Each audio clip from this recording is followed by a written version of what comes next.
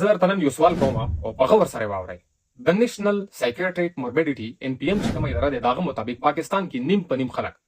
مطلب 350 خلک نیم نه زیات خلک د څه شي دي دماغي مریضان دي د ډیپریشن مریضان دي. اوس کته باندې دا تاسو کې ډاکټر صاحب